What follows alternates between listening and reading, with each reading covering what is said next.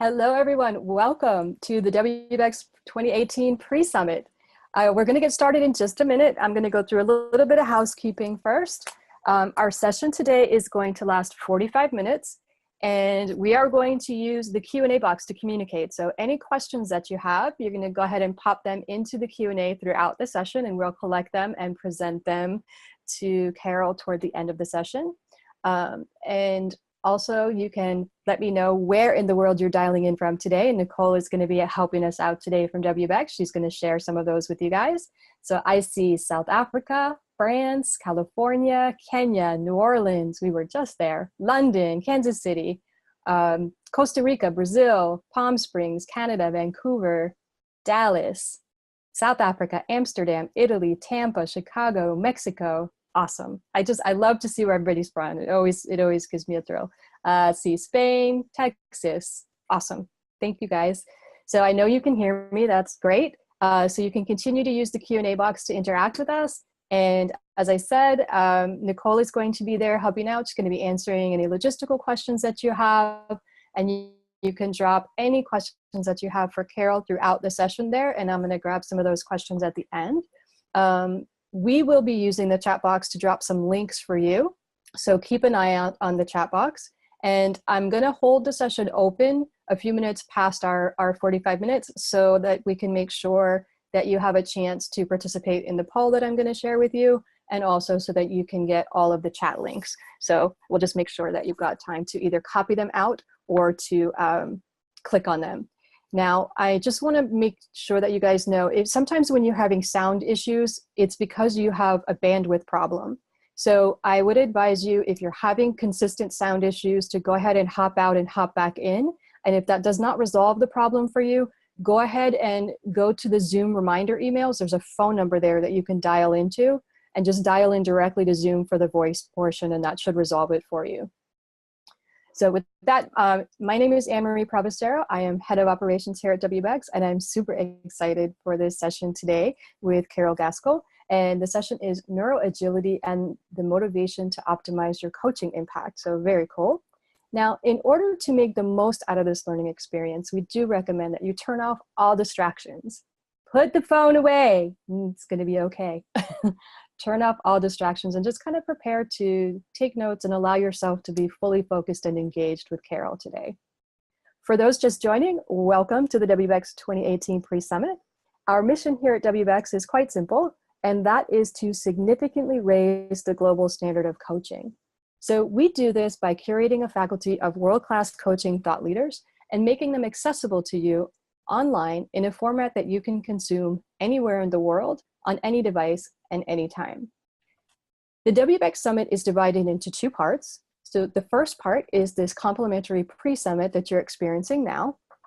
It runs through June 20th, and it consists of TED-style presentations from each of our speakers. Our pre-summit is designed to give you a true taste of what you are going to get in the full summit, while delivering standalone value to you whether you purchase a ticket or not. Now, the second part is the full summit, and that runs for a year, and it starts September 6th. So right after summer vacation, we're here for you. It is an immersive learning experience, and it allows you access to over 200 CCEUs. So for those of you that need continuing education credits, we got you covered, over 200 of them throughout the course of the summit. And new to WBECS 2018, we are going to be offering live coaching demonstrations with our thought leaders. So that's a really cool experience. We, as coaches, don't often get to observe other people doing their thing, and we have the opportunity here to observe some of the top leaders in the country and the world actually doing their thing. So that's very cool. Now, we do ask that you partner with us in our mission of raising the global standard of coaching by sharing sessions with a friend that's a coach or in your coaching group. And they would have access, the same as you, to the pre-summit sessions as well as the implementation mastery sessions, which allow you to take your learning deeper. So if you're happy to spread the word, simply type happy into the Q&A box, and we will get you an invitation that you can share with your friend. Now, we also encourage you to continue the conversation on what you're learning throughout the pre-summit, and we offer you a couple of different ways that you can connect. So one of those ways is through a Facebook thread that is specific to this session. So you can go there after the session and you can let us know, what did you love?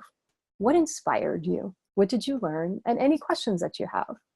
So the post is going to be there for you. You can go do that later. You don't need to do it now. And then another way that you have to interact, which is super cool, are the implementation mastery sessions. These are coach-led, and it gives you a safe place to connect with the global WBECS coach community.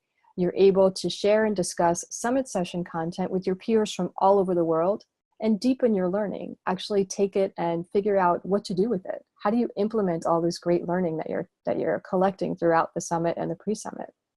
So these are filling up very, very quickly. Nicole has put into the chat a link for you. It ends with iseated.com. That's for the implementation mastery sessions. You're going to want to click that link and check out the available seats that are left. And if there's something that's of interest to you, jump on it sooner rather than later because they are filling up. So you should see 3 links in the chat box right now. One that ends in passes that will allow you to see what your options are for joining the full summit. The second link is for the Facebook thread for this session. And then the third one is for the implementation mastery sessions. And with that, I am super excited to introduce to you today, Carol Gaskell. And again, the topic is neuro-agility and motivation to optimize your coaching impact.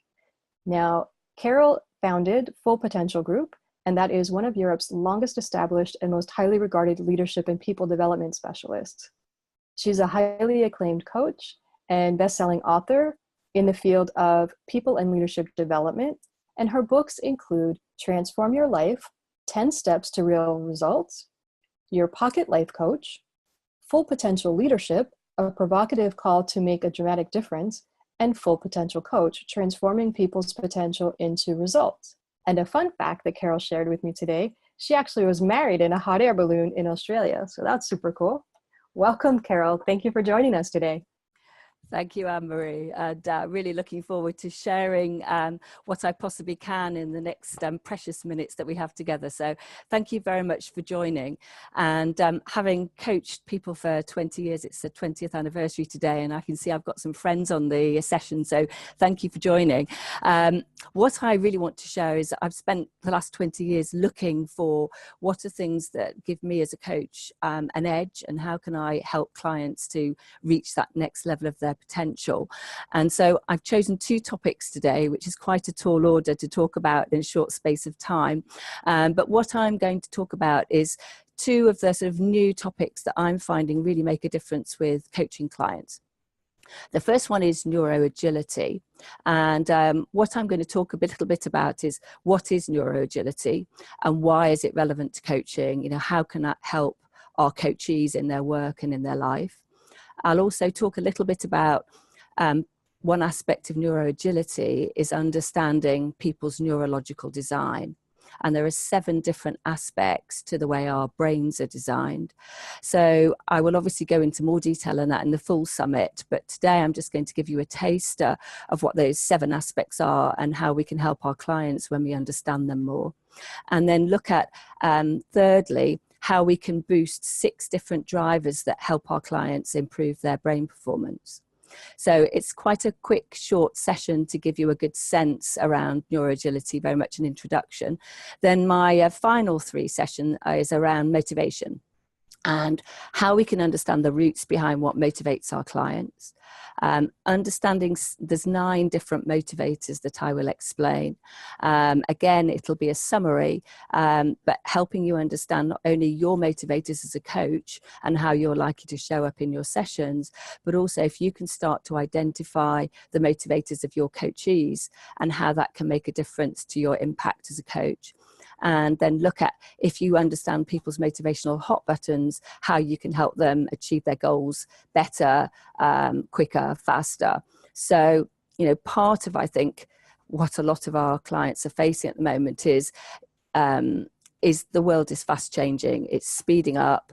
And I think sometimes part of our value as coaches is to help our clients make things simpler, how they can do things better and faster and have more impact in less time. And I'm finding that neuroagility helps people outthink, outlearn and outperform, but motivational maps helps them save a huge amount of time by making better decisions, you know, really focused around what motivates them. So without further ado, I'm going to start with the neuro-agility. And, I'm sure quite a lot of you have been aware of a lot of information available on neuroscience. And as a coach, I've been fascinated to read various books on neuroscience and attend webinars and sessions. And I was totally delighted to come across this concept of neuro-agility, which for me is more the practical application of neuroscience and helps people to really make a difference in quite practical ways. So as a coach, if you can actually understand the fundamentals of how your coachee's brain works and really help them understand some easy factors themselves, you can really help them unleash another level of their potential, because neuroscience has really shown that our brains, do have unlimited potential, but quite often we're not harnessing enough. And when I was looking into this and researching this, I did a profile myself. And I know there's quite a lot of people on this session, but I'm going to make myself vulnerable here and say, when I did my profile, my original level of brain fitness came out at a shockingly low 40%. And I thought, if I'm going to teach this to clients, I really need to improve my own brain fitness. And, I suppose, like lots of people on this session, I've spent my life developing myself, but I hadn't realized how unfit my brain had become. And so the whole idea around neuro-agility is that there is no limit to who you can become and who your coachees can become if you start utilizing your brain power better. And so my first question for a poll is, because there's been quite a lot of talk on neuroscience, is to what degree are you already using any aspects of neuroscience in your coaching? So we're just going to put a poll up, do you not use it at all? Are you using a small amount? Or is neuroscience quite a significant part of the way you coach people?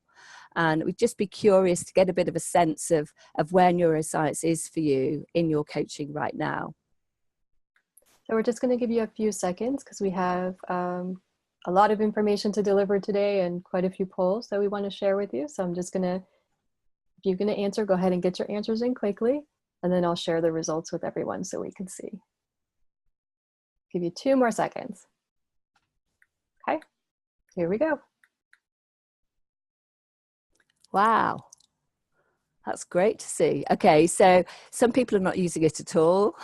47%, so nearly half of you are definitely using aspects of it. So I'm hoping that today I can add some value and take you to another level.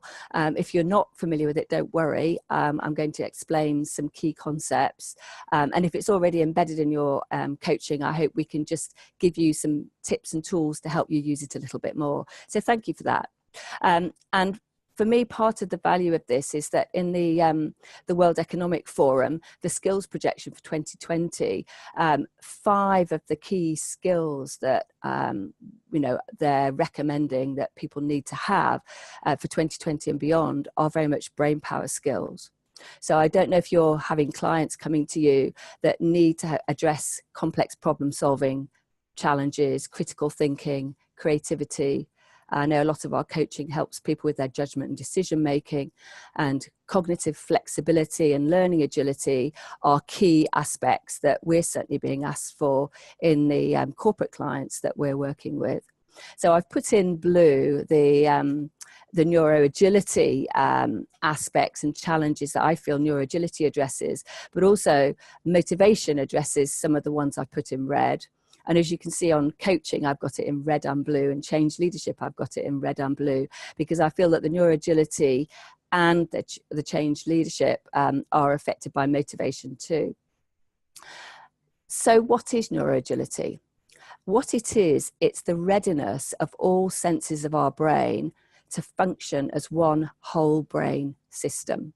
So, our brains are comprised of lots of parts. And for those of you that are already familiar with neuroscience, you'll know some of those parts. But when we're talking about neuroagility, it's how we use all those different aspects of our brain in one integrated way. So we're receptive and responsive, and we're receiving and transmitted biochemical impulses at our optimum capacity, especially if we're under stress, we've got a lot of work on. It's like, how can we boost the ability for our brains to be really agile.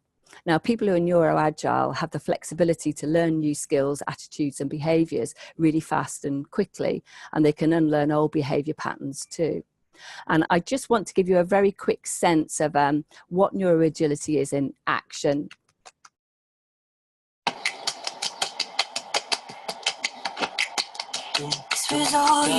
None of it, put your hands on my body and told me.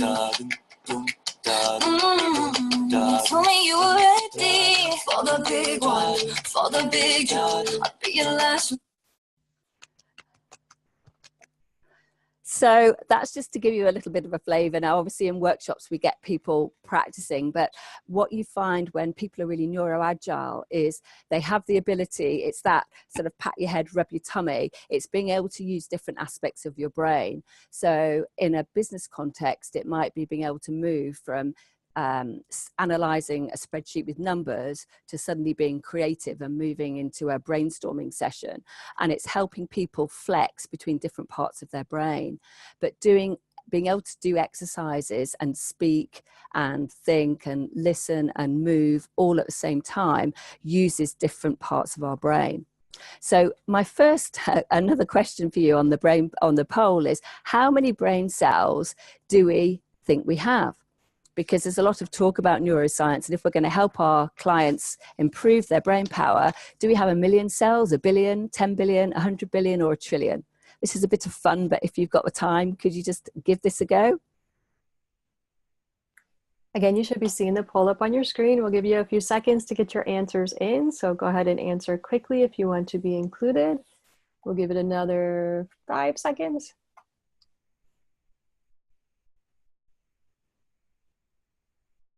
Here we go.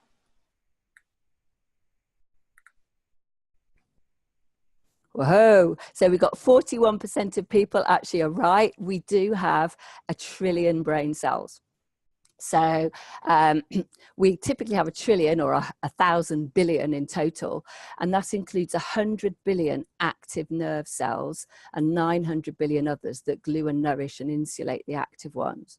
So there are 100 billion cells that, if we're utilizing to greater capacity, can have a huge difference on how we operate and the results we get. So if we can get our clients using all those brain cells, we can be doing them a huge service. And this concept of neuroagility has been developed by a neuroscientist in South Africa called Dr. Andre Vermeulen. And what he talks about is to help people improve their neuroagility is, first of all, understanding your unique neurological design. And if you can help your coachees understand how their brain is designed. And then secondly, you can start measuring, and he's created a profile that actually measures 6 key drivers that can boost your brain power. And I'm just going to share a little bit about that, because by knowing those 2 aspects and boosting your brain power, you could really help your coachees. So the 7 factors that impact our neurological design. The first one is, what we call our lateral dominance. So do we lead with our right brain or do we lead with our left brain? Now, a lot of you will be familiar with this concept, and what neuroscience has shown us is that as much as we probably use both sides of our brain, one hemisphere leads and the other one follows. So you might lead with your left hemisphere, and then which we call the dominant hemisphere, and then your right hemisphere follows. But if you're very neuroagile, you will lead with your left hemisphere, but the right hemisphere will kick in really quickly immediately afterwards. Whereas if you're less agile, you'll lead with your left hemisphere, and then it's like a clunky changing gear of a car to then maneuver back over to the other hemisphere. We also look at, are you expressive or receptive? Do you use the front brain first, or do you light up the back of your brain? We look at, are you rational or emotional? So do you or do your coachees stimulate their cerebral cortex on the outer part of the brain, or do they stimulate the inner part of the brain? We look at 4 quadrants of the brain and look at primarily what percentage of each quadrant does your coachee use. We also look at brain and sensory dominance, which I'll explain a tiny little bit in a minute. And we look at your sensory preferences and actually work out to what degree are you visual, auditory, or kinesthetic. And we also look at how you use your brain. So not are you intelligent, but how are you intelligent? So there are 7 different aspects which people can go online and do an assessment. And I use this a lot with my coachees to help them understand how their brain's wired. I'm just going to pick out 2 of these before we move on to the other section. So first one is lateral dominance. And we're going to put a poll up again, Anne-Marie, thank you, to just ask you, do you lead? Are you dominant on your left or your right hand side? So if you are dominant on the left hand side, you tend to be logical, detailed, you like facts, planning, structure, tend to be very comfortable being task orientated. You'll learn through language and like to think inside the box and feel safe with theory and systematic thinking. If you lead or more dominant on the right side, we call that more holistic brain hemisphere. So you tend to be connected more to creative thoughts, emotions, you're more impulsive and spontaneous, learn through pictures, people orientated, think outside the box, and are very comfortable multitasking. Now, you'll use both brains, but what we want to know first of all is which one leads and which follows. So again, if we could just have a bit of fun here and say, do you think you lead with your left hemisphere or your right? So we've got about 70% of people have voted. So I'm going to go ahead and share. It's pretty close, right, but we do have a winner. Hey, whoa. There we go. Wow. Okay. And there's no good or bad, there's no preference is better than any other, as those of you that do psychometrics will know. But obviously it's interesting to know here that more of you are more visual, potentially creative in the way you think, more holistic in the way you learn. So if I was coaching people and I knew that you led on the right hemisphere, then I would be sharing visual images with you. I'd be creating a bigger picture. I'd be stimulating you to think outside the box. Whereas if I was coaching you and I knew that you led with the left hemisphere, I'd be making sure that the coaching sessions were quite logical, they were well structured, because part of it is meeting the person where they're at and then challenging them at their development edges and their coaching edges. I could go through all the others, but we don't have time. We will do that more in the fuller summit. But the other thing I just wanted to talk about was understanding people's margin for error, because I'm finding this is really helpful with my coachees. So for those people that said they led with their left hemisphere, what we also look at is do you lead with your right hand, your right eye, and your right ear? Or do you predominantly have a left eye or a left ear? Now, for those of you that already understand neuroscience, you'll be aware of the fact that our left hemisphere, so the left side of our brain, controls the right side of our body. And conversely, the right side of our brain controls the left side of our body. So for those of you that said that you were more logical and you lead on the left hemisphere, are you right-handed? Because if you're right-handed, then you'll have a lower margin for error because your right hand will continue to work under stress. The challenge is when people get stressed, their non-dominant hemisphere switches off. So what that means is that if you lead with the left side of your brain, under stress, you'll have less access to the right side of your body. And your right side of your body controls everything on the left side of your body. So for those of you that are left brain dominant, if you're right-handed, it's good news. If you're left-handed, it's about really thinking about you've got higher risk of error if you're feeling stressful. Now, I don't know if people on this session will know if they lead with their left or their right eye or their left or the right ear. I was quite fascinated when I started to learn which of my ears was most dominant. So those of you, and a slightly majority on this session, said that they were right hemisphere dominant. So if you're right hemisphere dominant, the good news is if you're left-handed, because you will have access to your left hand if you're under stress. Now, I'm right hemisphere dominant. Under stress, the left hemisphere switches off. Now, the left hemisphere controls my right hand, and I'm right-handed. So I can actually make mistakes with my right hand, and I don't express myself as well if I'm under stress, because my left side of my brain is controlling my right hand. So it's quite interesting to understand from a coachee's point of view whether they might be compromised at all. So if you're left brain dominant and you're right hand, right eye and right ear dominant, you've got low risk for error.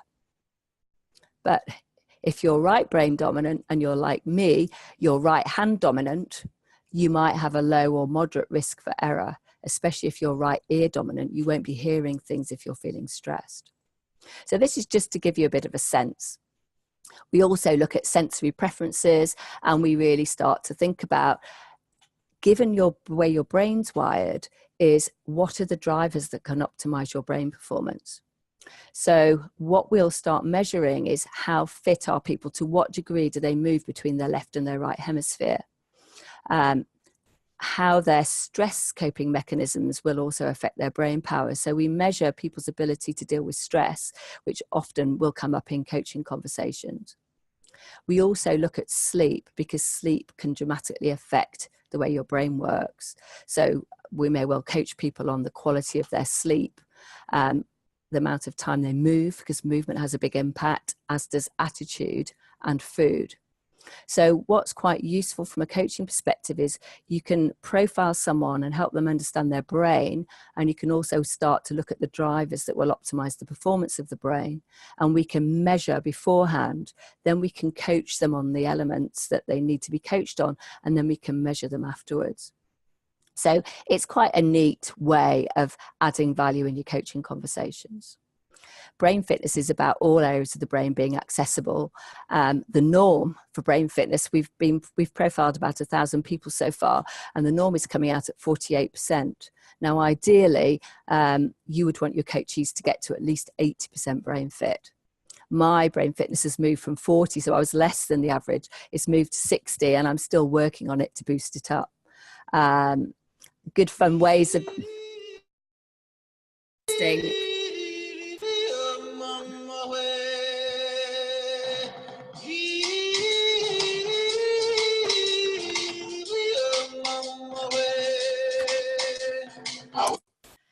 In sessions, we teach people to do brain boogies so that they're starting to do cross-lateral movements that help them flex between their different parts of their brain. But we can build neuro-agility assessments into coaching programs. I think understanding the impact of the various drivers to boost people's brain power and help them understand where their errors might occur can be useful for coaching. And even bringing brain fitness exercises and physical activity into coaching, walk when you're coaching, get people standing up, give them things to do as part of the coaching, can really help their brain fitness. Now, I'm mindful of time, so I'm going to move on to motivation, because I think it's one thing boosting the brain, but it's also helping people engage the heart. And from a coaching perspective, if we can help boost their energy, so motivation is energy, if we can help boost energy and boost their drive, then we can have a real impact. And I know as a coach, I've done exercises with clients on their values, help them understand their inner drivers. But sometimes it's been a bit ad hoc in terms of really being able to understand what drives people. And so I was delighted to come across motivational mapping. 67% of the global workforce is disengaged right now. It represents $7 trillion in lost productivity. And we're finding there's a lot of organizations that are struggling with engagement. And actually being able to coach their key people is a key thing, but also being able to teach them and coach them around motivation can make a huge difference to these challenging motivation figures. I love this quote by Stephen Covey. Motivation is a fire from within. And if someone else tries to light the fire under you, chances are it burns very briefly. And motivation is a very empowering way of leading and of coaching people and really getting them in touch with their fire. So I will often run coaching sessions called Light the Fire Within, because it's getting right into somebody's why. You know, we often talk to clients about what do they want to achieve, and we'll discuss what their goals are, and we'll talk about how they're going to do it. But I think sometimes it can be a little bit hit and miss to go right into the crux and understand their why. And I've found, having profiled quite a number of people, that often what people think motivates them is actually not really what motivates them. And I would say there's a 50-50 of people being accurate about motivation or people totally misunderstanding it. And sometimes it's the most intelligent people, the most intellectually intelligent people, potentially brain fit people, who actually have lost connection with their hearts, and they overthink what motivates them. And so I actually think that we can really help people understand more about motivation. So the concept I've got 5 minutes to talk about is mapping motivation, which has been developed by an English gentleman called James Sale. He's just launched a new book. So this is his first book, which is available on Amazon. He's just launched a brand new book on coaching motivation, which take you step by step through how you can coach people to really boost their motivation. The top line of it is he's looked at lots of theories. So what he's looked at is Maslow's hierarchy of needs, the Enneagram, Career Anchors by Edgar Schein, and a variety of other motivational theories, the work by Dan Pink, which probably a lot of you are familiar with. And he's combined all that together to come up with 9 key motivators that we can actually measure in our clients. I'll talk about it more in the full summit, but when we're looking at what motivates people, we partly look at to what degree are they doing a role that suits their personality. How healthy is what Jung called their self-concept? So how much do they believe in themselves? How do they see themselves in the world? How do they feel about themselves? And we also look at their future expectations. So if you're doing a job that suits your personality, you have a healthy self-concept and a healthy self-belief, and you feel positive about the future, you'll have high motivation levels. When we run a profile, we actually get a percentage motivation figure. So I'd just like you to think for a minute of right now in your life, to what degree is your life and what you're doing work-wise suiting your personality? How healthy is your self-concept? How much do you believe in yourself and are comfortable in who you are and what you're doing? And how optimistic or positive are you about the future? And if we put that all together and you had to do a score between 0 and 100%, and this is the next poll on how motivated are you. So could you just do a quick fun, how motivated do you feel you are right now? So we'll give you a few seconds to get those answers in. Thank you for playing the game. I see lots of you are getting your answers in. We're at 62% already. That's awesome. Well, hey! I'll give you a few more seconds to get your answers in. Got some pretty motivated people. Brilliant. That's what I'm hoping. Okay, I'm going to go ahead and share it. Fantastic. Well, we spend our lives as coaches getting as many people into the optimal zone as possible, which is that 80% or over. So we've got 33% of you are already in the optimal, and the 61 to 80% you would still be called very motivated. The average is just under 60%. So there's a lot of people on this session who are more than the average. So over 20,000 people were profiled, which came in just around the 60%, just less than the 60% mark. So if you're in the boost zone, it just means you need a few small boosts that can make a big difference to get you into the optimal zone. So when I'm coaching someone, I'll understand their level of motivation and then look at how can I boost them, because our clients want to thrive, not just survive. There are 3 clusters of motivation and 3 reasons people get out of bed in the morning. And again, I'm going to get you to think about this, but do you light your fire and do you get out of bed in the morning for relationships? Is that what motivates you? Is it the people in your life and the connections? Or are you motivated by achievement? That feeling of hitting goals, making progress? Do you have like a competitive element to you? So you like to feel you're achieving things. or you're motivated by growth, which is about wanting to grow yourself, grow other people, might be grow an idea, grow a business. The growth orientated people are about what could be possible. Achievement is more about the here and now, and relationship orientated people tend to like to protect the past. So this is a very, very quick poll, and it is the last one on the session. You might be delighted to know, but are you driven by relationships, achievement, or growth? Okay, well, we have a landslide on this one. I'm sure you can get I think I can get coaches. Yeah, there we go. Wow, 59% on growth. Now, if you do feel that you're motivated by growth, you tend to be the change makers. So when we're profiling organizations, we quite often see that leaders in the organization could have a high growth profile because it's about what could be possible. It's also good to have a healthy dose of people that are achievement orientated and, very importantly, relationship orientated. And I'll always say, this is not, are you good at these things? Because we're not measuring capability. You might be very good at relationships, but actually what gets you out of bed in the morning is what could be possible. But we're not measuring capability, we're actually measuring what lights people's fire. And if we can help our coachees understand what really lights their fire, we can really help them achieve things very, very quickly. So if you join me on the longer session, I'll talk a little bit more about the 3 different motivators that sit under relationships, the 3 that sit under achievement, and the 3 that sit under growth. And when we profile our clients, we can actually help them see the order of their motivators. And there's 9 different ones, as you can see. But it's understanding not only the order of your motivators and the priority of them, but very importantly, which you'll get as coaches, is how well satisfied are people's motivators. And I have quite a few people who are quite shocked that they either have the order of their motivators incorrect and they've been focusing on the wrong things, or they have very predominant top motivators, but they're quite considerably not satisfied. And obviously, as our goal as coaches, we can straight away look at where are the gaps in someone's motivation profile. And then there's some quite quick, easy tools and techniques to help boost their gaps.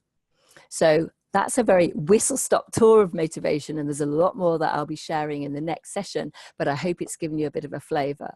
So we've spoken about neuro-agility and boosting brain power, and we've also started to talk about boosting the heart. So I hope that's given people a sense that will add value to your client relationships. Thank you.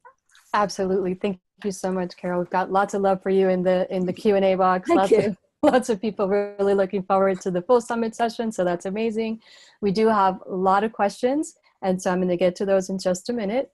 We do encourage you again to continue the conversation. You've got those links in the chat box to Facebook and to the implementation mastery sessions, as well as to the WBECS tickets. So we encourage you to take a look at all of that. Now, we've received, as I said, quite a lot of questions also about joining the full summit. And so I want to take a few minutes to answer a couple of those.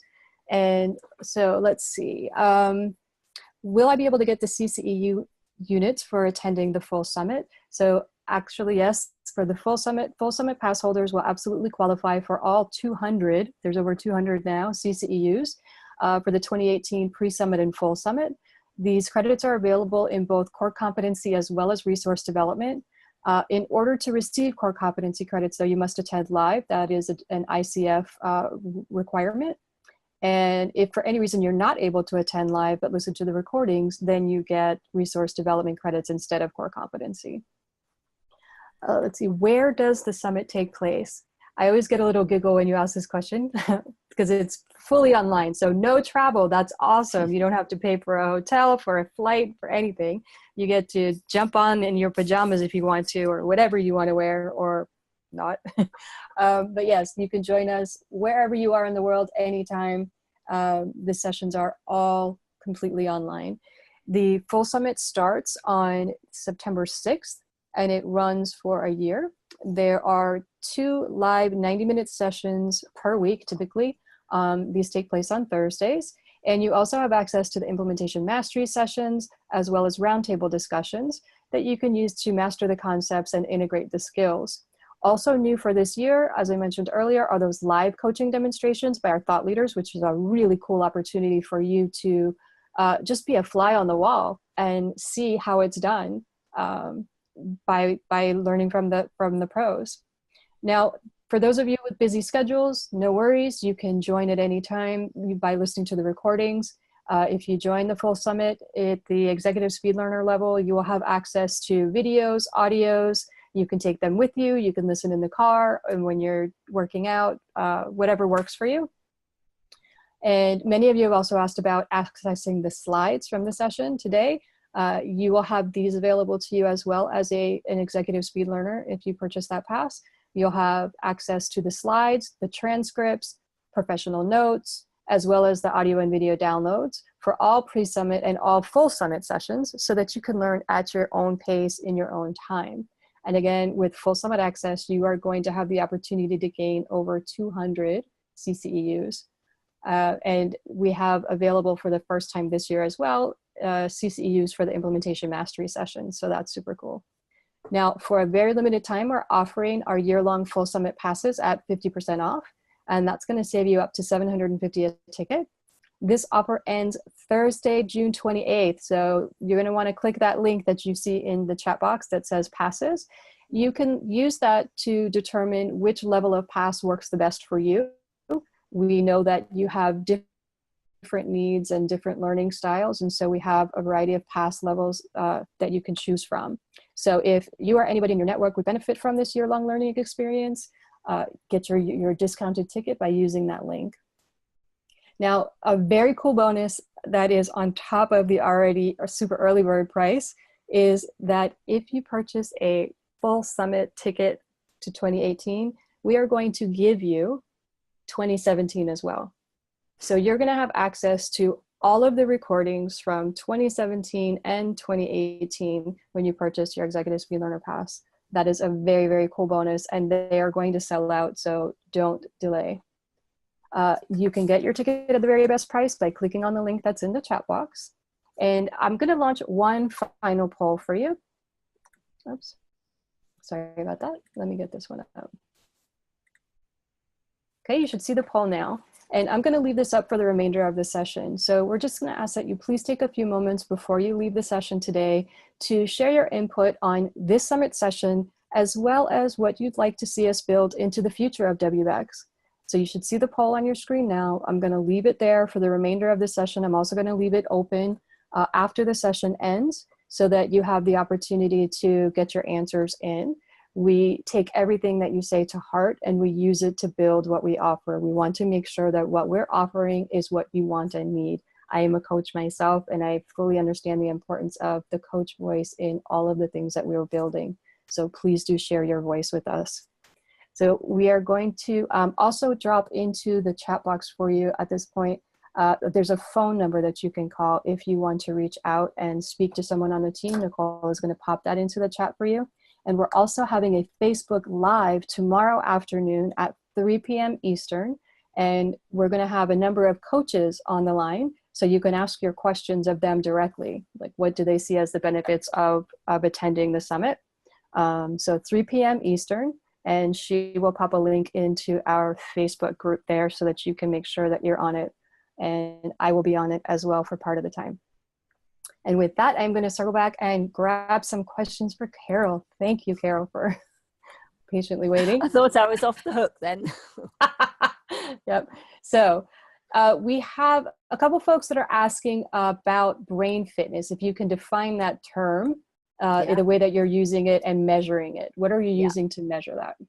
So what we use to measure it is people actually do go online, and there's a series of activities they have to do. So rather than in a psychometric test where you might look at, is this more like me or less like me?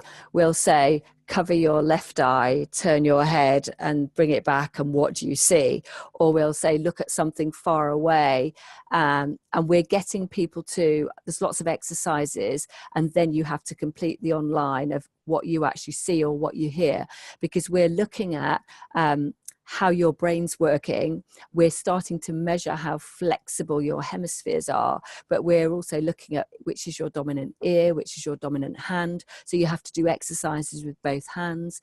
We get you listening with both ears. So we're actually evaluating you on a profile, or we evaluate your coachees on a profile. You can be accredited to do this yourself, by the way.